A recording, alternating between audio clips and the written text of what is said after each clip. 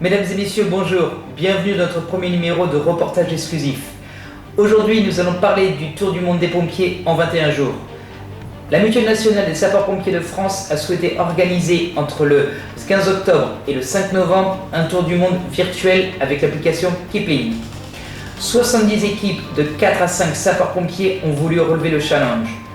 Nous sommes partis à la rencontre de l'équipe de Merdrignac pour qu'ils nous en disent un peu plus sur leurs impressions concernant ce challenge. Le Tour du monde des pompiers en 21 jours, c'est maintenant sur Reportage exclusif.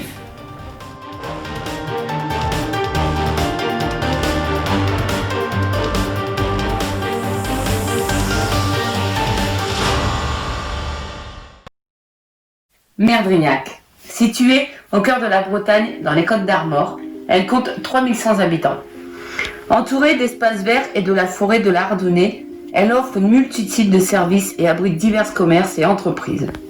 Son centre de secours est composé de 31 sapeurs-pompiers volontaires, dont 4 ont voulu relever le challenge organisé par la Mutuelle nationale des sapeurs-pompiers de France. Celui-ci consistait entre le 15 octobre et le 5 novembre de faire un tour du monde virtuel avec l'aide de l'application Keeping.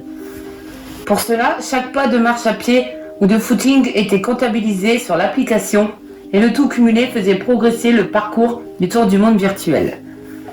70 équipes dans toute la France ont voulu se prêter au jeu et ont marché, couru afin de cumuler des pas. C'est très exactement le 21e jour à 21h15, un peu moins de 3 heures avant la fin, que les challengers ont réussi à boucler leur Tour du monde.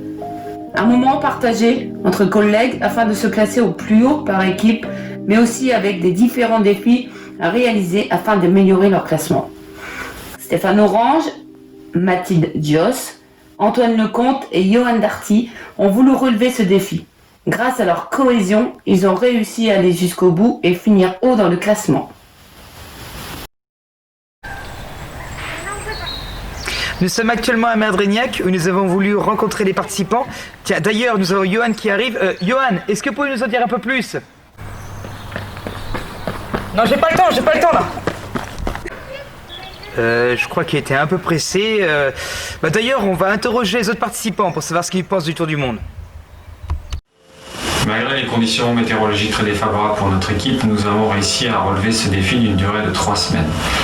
Nous avons rencontré quelques difficultés.